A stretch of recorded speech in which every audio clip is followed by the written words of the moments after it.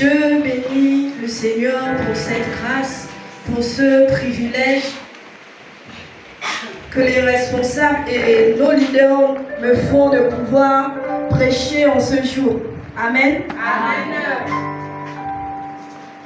Ici, le thème de notre séminaire est « Ce n'est pas vous qui m'avez choisi, mais c'est moi qui vous ai choisi. » La grande mission.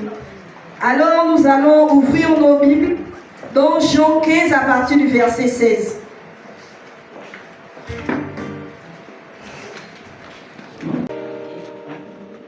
Je lis la parole de Dieu dans Jean 15 à partir du verset 16. Il est dit, ce n'est pas vous qui m'avez choisi, mais moi. Je vous ai choisi et je vous ai établi afin que vous alliez et que vous portez du fruit. Et que votre fruit demeure afin que vous demeurez au Père, afin que tout ce que vous demanderez au Père en mon nom, il vous le donne. Amen. Amen. Ici, c'est Jésus qui parle aux apôtres. Il fait comprendre aux apôtres que ce ne sont pas les apôtres qui l'ont choisi, mais c'est lui qui a choisi les apôtres. Et il a choisi les apôtres, c'était pour une mission bien précise, afin de les envoyer. Et comme notre Père peut souvent dire ici, que Jésus avait choisi les apôtres, c'était afin de les enseigner et de les envoyer, afin de faire de toutes les nations des disciples, afin que le nom soit glorifié, le nom de Jésus soit glorifié au travers des disciples. Amen. Amen. Et il est dit,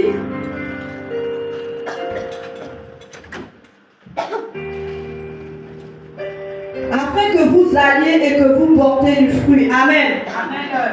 Ici, nous avons le droit de porter des fruits en tant que chrétiens. En tant que jeunes, nous avons la mission de porter du fruit. Parce qu'un chrétien qui ne porte pas du fruit, la parole de Dieu déclare que cette personne sera jetée. Amen. Amen. Alors, portons du fruit en tant que jeunes. Nous avons la capacité de porter du fruit. Et ici, la grande mission renvoie à quoi? La grande mission ici renvoie à l'évangélisation. Amen. Au salut des âmes. Et en tant que jeunes, nous avons une grande mission. Celle de sauver les âmes. Celle d'aller dans le monde afin d'aller chercher ceux-là qui n'ont pas encore eu la grâce. Ceux-là qui n'ont pas encore accepté le Seigneur. Nous avons cette mission. Et lorsque j'ai fait mes recherches, j'ai compris que la grande mission a commencé bien avant. Et j'ai pu lire l'histoire de Moïse dans Exode 3. Si nous pouvons lire.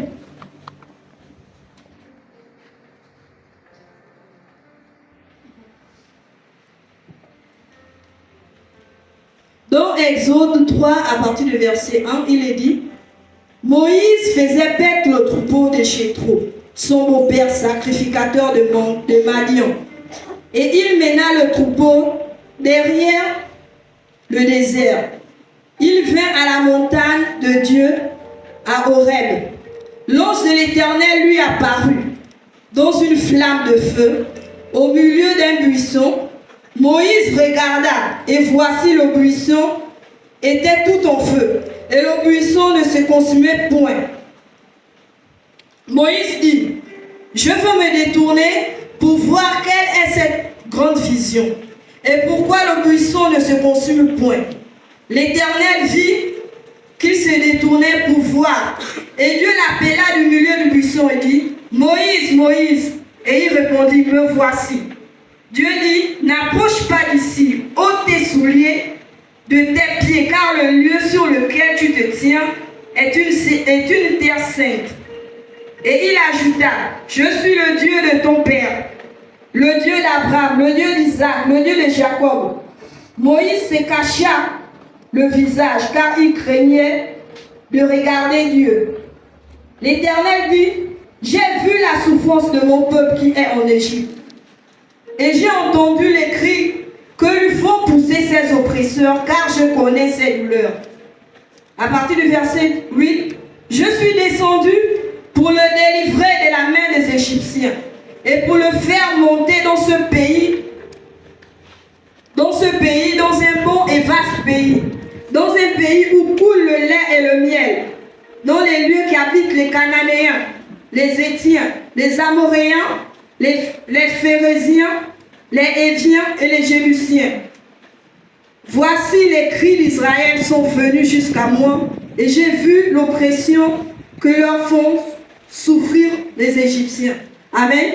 Amen. Ici, c'est l'histoire de Moïse, comme je le disais. Et Moïse, il faisait paître le troupeau de Jéthro. Et Moïse, à cette époque, il n'avait pas encore accepté le Seigneur. Et en allant paître le troupeau de Jéthro, son beau-père, de loin, il vit un feu. L'arbre, il y avait un arbre et il y avait le feu ne consumait pas l'arbre.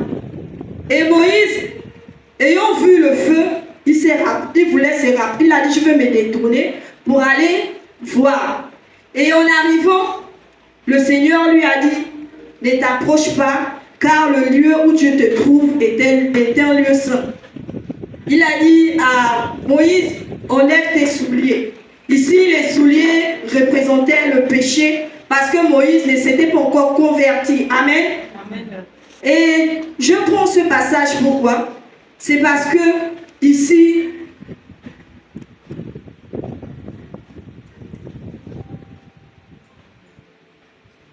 l'Égypte représente le monde.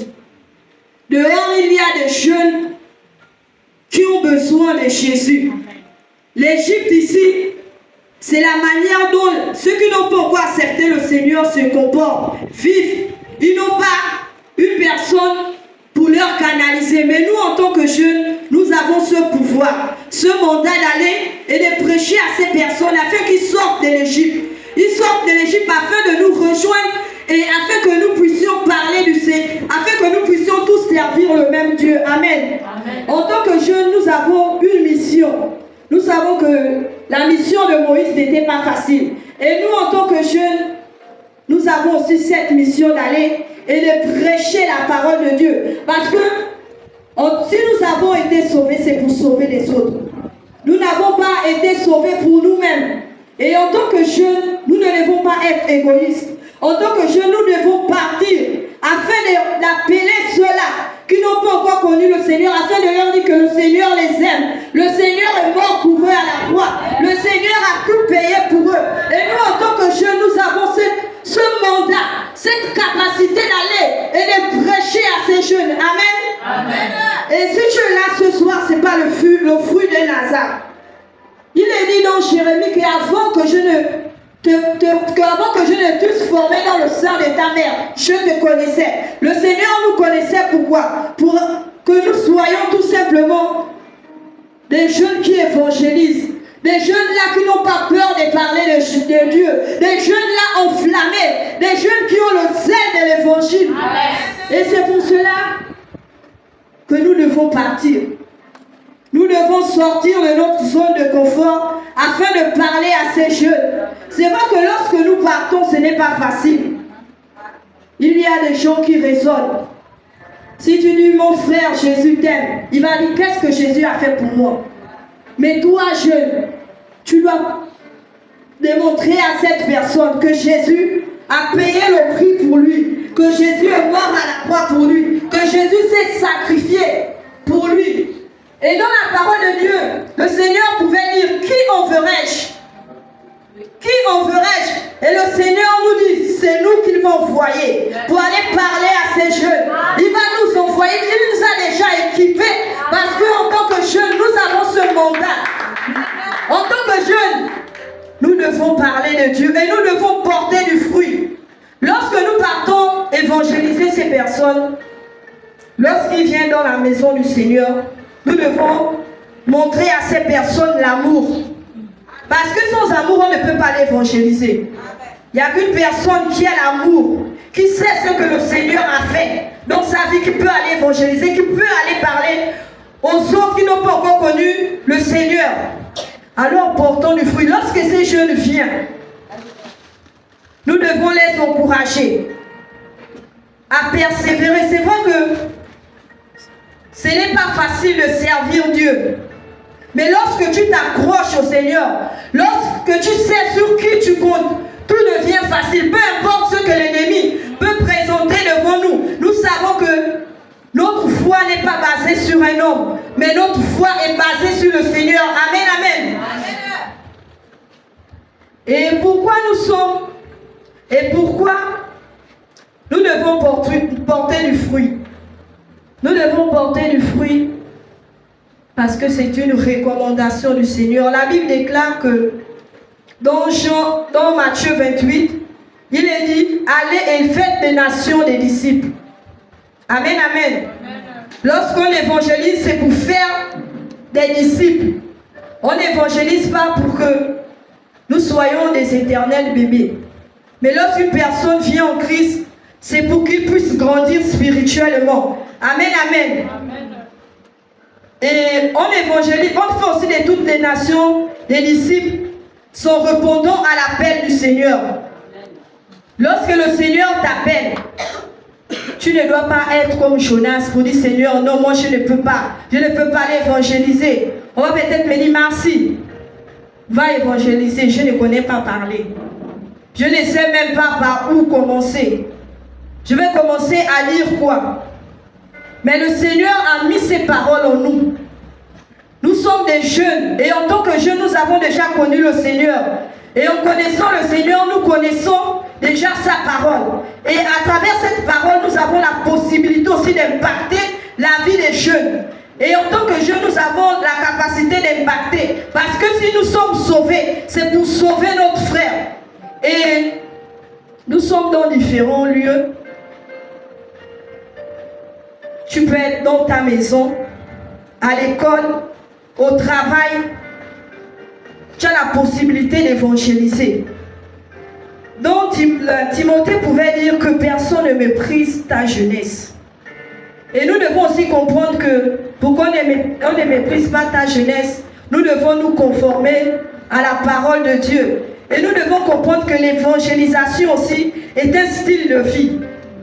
Par nous, par notre manière de vivre, par notre manière de faire, par notre manière d'être, les âmes peuvent être gagnées au Seigneur. Amen. Amen.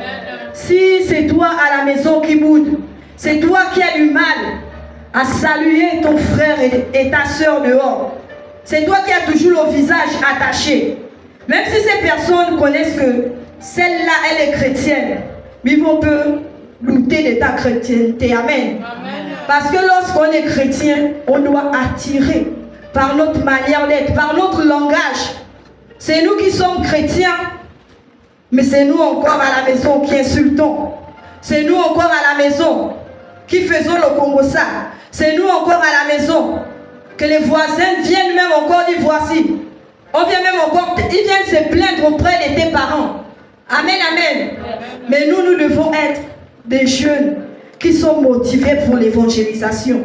Que notre vie, que par notre manière de vivre, nous puissions impacter le maximum. Que nous soyons vraiment des jeunes qui ont le zèle. Lorsqu'on dit évangélisation, c'est toi la première personne qui est déjà là pour parler du Seigneur. C'est pas on dit évangélisation, toi tu es tranquillement chez toi. Tu dis seulement non, les autres vont faire. Moi je suis fatigué. Moi je dois aller à l'école. Là je ne peux pas. Mais non, en tant que chrétien, en tant que jeune, nous avons le mandat de parler du Seigneur. Nous avons le mandat d'évangéliser. Nous avons le mandat de gagner le maximum des jeunes à Christ. Amen. Amen. Parce que la Bible dit qu'il y a la joie dans le ciel lorsqu'une âme se repent.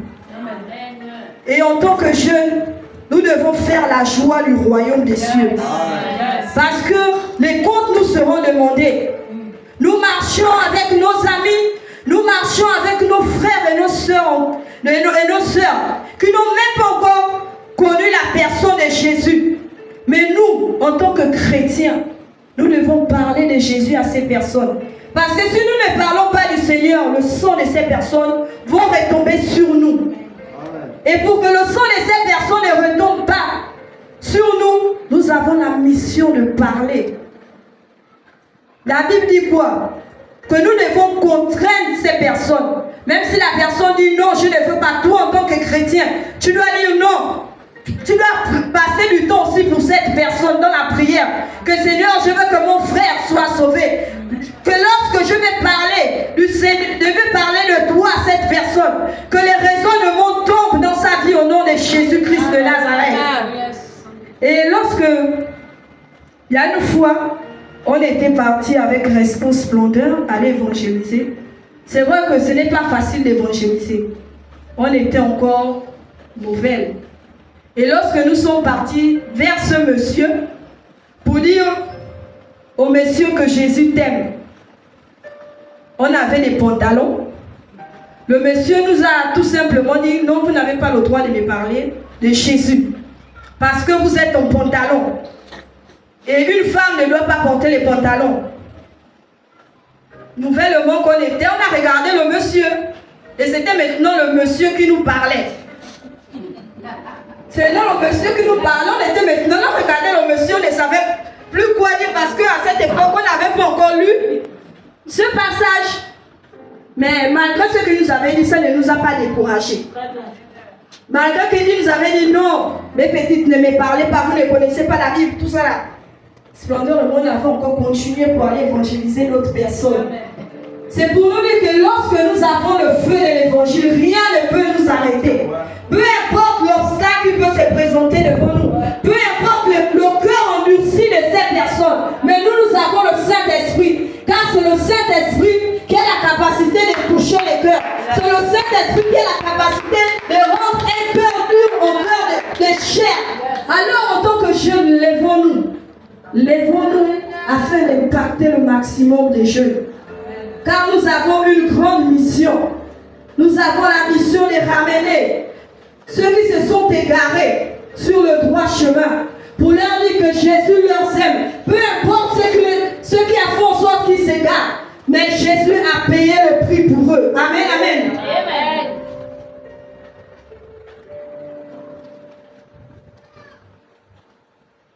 Et nous allons aussi ouvrir nos Bibles dans Ésaïe 61, à partir du verset 1.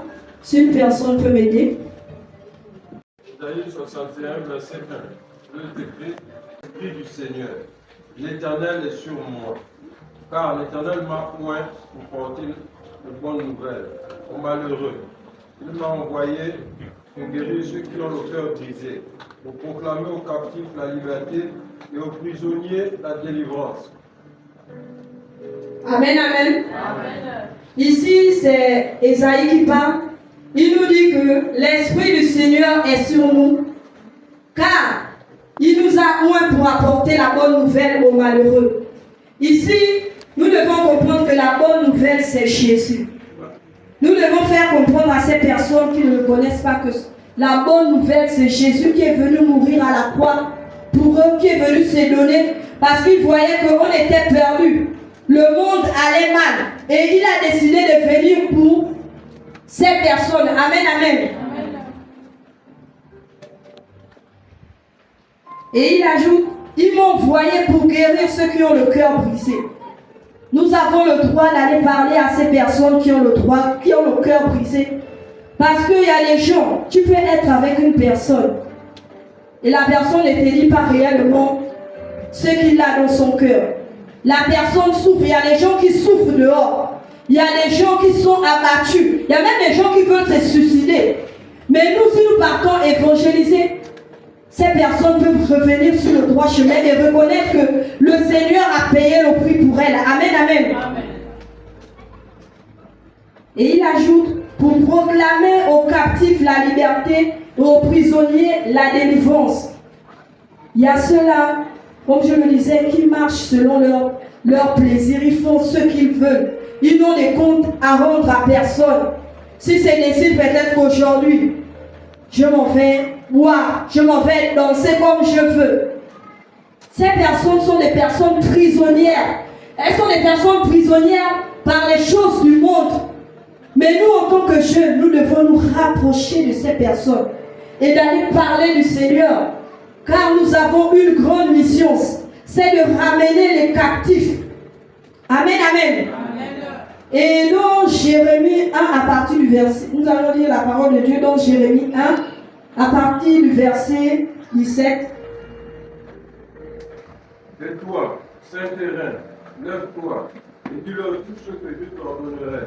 Ne tremble pas en leur présence, de peur que je ne te fasse trembler devant eux. Amen, amen. Ici, c'est Jérémie qui parle. Il nous demande de nous lever afin d'aller annoncer la parole de Dieu. Et il nous demande de ne pas trembler face à ces personnes. C'est vrai que parfois, il nous arrive de trembler face à ces personnes. On va me dire, Marcy va peut-être parler à une grande personne. Lorsque je vais d'abord regarder, je vais dire non, je ne peux pas. Mais le Seigneur nous demande de ne pas trembler. Si tu trembles déjà, c'est que lorsque tu vas arriver, ce que tu voulais même dire, tu vas oublier. Mais nous devons comprendre que ce n'est pas nous qui pouvons toucher ces personnes. Et lorsque nous tremblons, nous devons prier. Nous pouvons voir l'histoire des apôtres. Lorsqu'ils étaient dans la chambre haute, lorsqu'ils étaient persécutés, ils n'ont pas dit non Seigneur, nous sommes persécutés, on abandonne l'évangile. Mais ils sont tout simplement allés prier. Ils sont allés prier afin que le Seigneur puisse leur donner encore la force, l'envie de pouvoir aller évangéliser ces personnes et gagner tout simplement le maximum des personnes. Alors, bien-aimés, levons-nous et évangélisons pour la seule gloire de Dieu. Parce que nous serons récompensés. Nous serons récompensés en faisant l'évangélisation. Faisons l'œuvre d'un bon évangéliste. En temps favorable ou pas, prêchons la parole de Dieu. Gagnons les âmes à Christ. Amen. Que notre fruit demeure. Que notre fruit demeure. Et en tant que jeunes, nous avons ce mandat. Nous avons ce mandat d'impacter le maximum de jeunes. Que le Seigneur puisse se servir de nous comme il veut. Que nous ne puissions pas raisonner que Seigneur, je ne peux pas. Mais que le Seigneur puisse prendre possession de notre être entier. Afin que lorsqu'on va parler à ces personnes, ils puissent reconnaître que Jésus-Christ est Seigneur et Sauveur. Amen, amen. Amen. Alors, soyons engagés pour l'évangélisation. Je veux faire mon petit témoignage pour encourager ceux-là qui ont des parents ici en tant que jeunes. Et même ceux aussi qui n'ont pas des parents ici à l'église. Lorsque je suis venue à Vie Abondante, j'avais 12 ans. Et ma mère n'étant pas chrétienne à cette époque, c'était dur. Lorsque tu dis, je veux venir à l'église, elle te dit non. Et Responsable, vu qu'elle restait à côté de chez nous, puisque c'est ma grande soeur, et sa mère est la grande soeur à ma mère, et là, elle venait encore, elle nous disait non, non, pas, moi je pars à l'église. Vous allez rater un grand culte. Tu sens que tu as la douleur. Parce qu'on t'a dit non, tu ne pars pas. Mais tu es obligé de sortir. Tu fais d'abord semblant avec Alénia. Tu fais semblant de dire que vous êtes déjà lavé, vous êtes habillés, vous restez assis dehors. On attendait seulement que notre mère puisse seulement sortir. On va commencer à courir pour venir à l'église. Et lorsqu'on vient, quand tu retournes, la bastille qui t'attend, on te frappe, on te chicote, toi-même tu sens que non. Et quand elle nous tapait, on nous a mis encore plus nos ailes de servir le Seigneur. On était déterminés. Et lorsqu'on venait comme ça, elle avait une louche de foufou. On te dit tout simplement, mets tes doigts comme ça. Et lorsque tu mets tes doigts, tu as peut-être 50 coups comme ça. Et lorsque tu l'es, dès qu'on a terminé de te bastonner, elle te dit encore, tu as pu aller à l'église, tu dis oui. Au fond de toi, tu dis, je vais toujours partir. Et elle nous tapait tellement. Et avec Alénia, on disait non, on va toujours partir. Rien ne va nous empêcher de servir le Seigneur. Et elle venait parfois me chercher ici. Lorsqu'elle vient me chercher, je cours vite chez le boutiquier. Dès qu'on me dit, Marcy, ta mère est là. Je dis,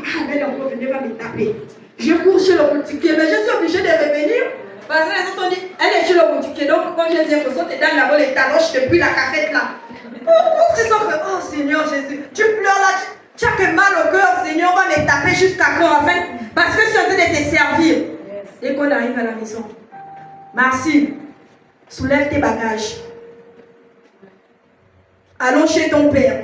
Donc, on marchait du BK6 jusqu'à Kingele.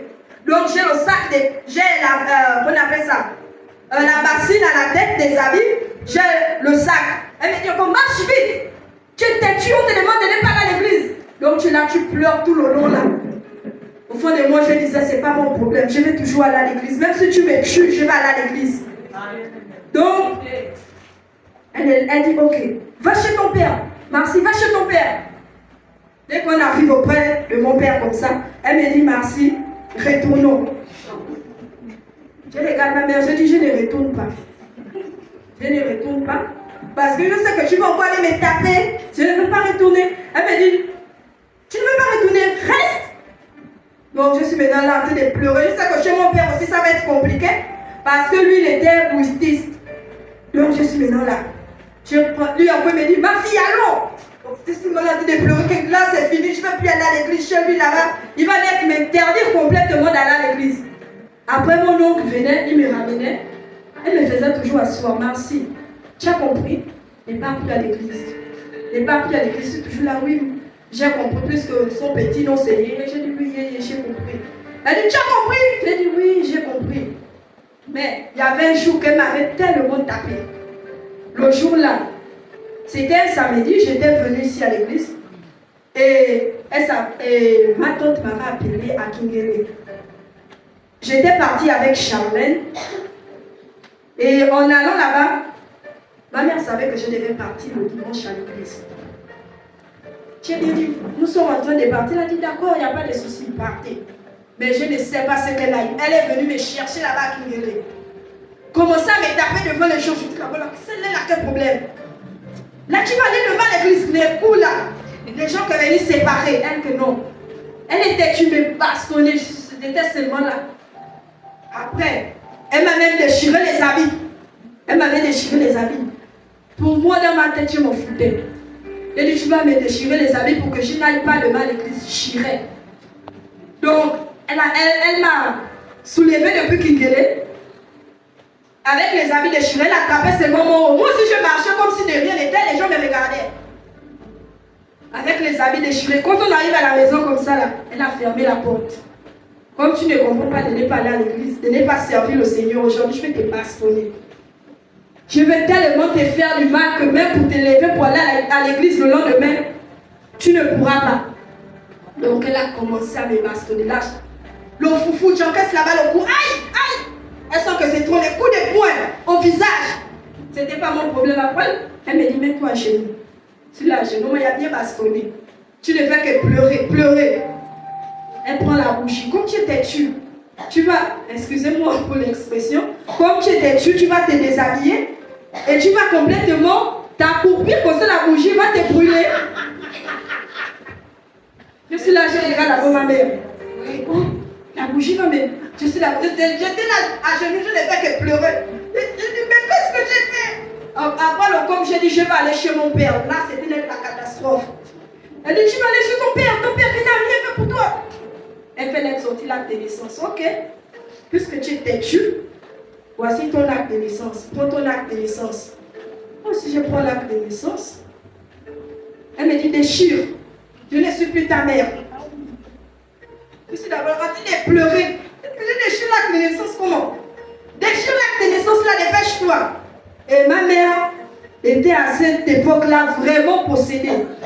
Vraiment possédée. Si elle te dit qu'elle va te couper le doigt, elle va te couper le doigt. On monte, on descend, elle va te couper le doigt. Donc je regarde, c'est ma mère. Tu veux déchirer l'acte de naissance? Je vais déchirer l'acte de naissance comment? Déchire, ou tu brûles. J'étais seulement là. Donc elle sentait que je la regardais seulement. Donc elle m'a laissé à genoux de 21h jusqu'à 24h. J'étais là à genoux. Les voisins même venaient nous guetter pour voir si elle devait me tuer. Malgré ça, je me suis levée. Après, à 24h, elle m'a dit, tu peux te lever. Je me suis levée. je n'avais plus déchiré l'acte de naissance. Elle m'a dit, va te laver. Je suis allée me laver. Elle pensait que c'était un samedi, elle pensait que le dimanche, je ne devais pas aller à l'église. Moi encore le dimanche, j'ai terminé d'épuiser de l'eau. J'épuisais de l'eau, j'avais encore la douleur de la bastille, je pleurais même. J'ai épuisé de l'eau, tout ça là. Je me suis lavée. Quand je me suis lavée, elle me regardait seulement.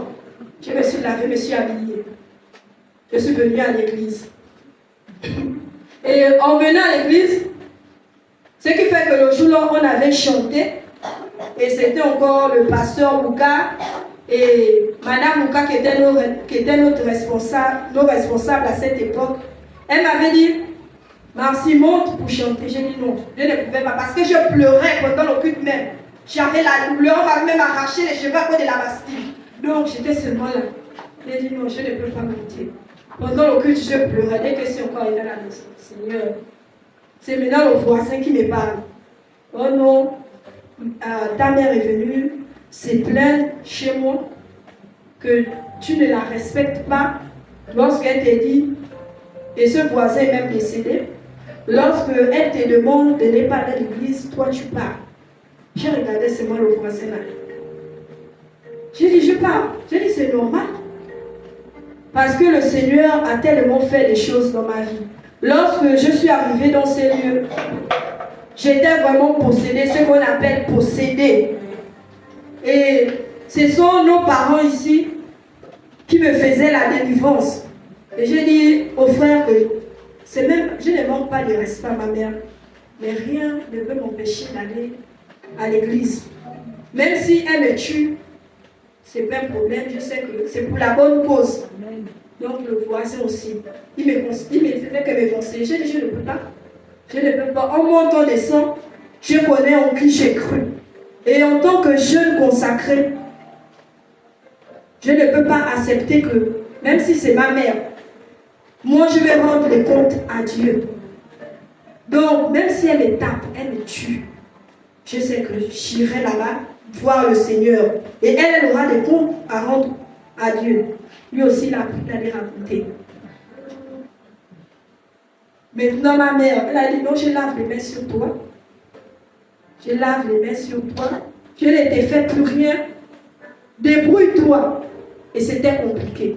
Et c'est dans ce lieu que nos parents nous donnaient l'argent du taxi. Et même pour manger, tu arrives à la maison, tu es quitté de l'église. L'église doit te nourrir. Tu viens. Si c'est le dimanche, vous êtes là, on regardait notre mère à cette époque, on restait avec Responsel. Donc on se regarde, nous trois, elle est en train de manger. Elle donne seulement à notre petite soeur Rosine, vous êtes là. Elle dit débrouillez-vous. Mais c'est ici là qu'on nous payait le taxi. C'est ici qu'on nous donnait de quoi manger. Je veux tout simplement encourager ces jeunes qui ont des parents ici. Servons Dieu. Parce que le parent ne peut pas te défendre de venir à l'église. Le parent même te donne encore l'occasion que mon fils va servir le Seigneur. Mais nous parfois, qui avons les parents chrétiens, nous refusons de servir le Seigneur. Mais nos parents servent le Seigneur pour eux-mêmes. Ils servent le Seigneur pour leur propre couronne. Et nous devons travailler pour le Seigneur. Nous devons nous donner corps et âme pour le Seigneur, afin que par nous, les jeunes soient gagnés. Amen, amen.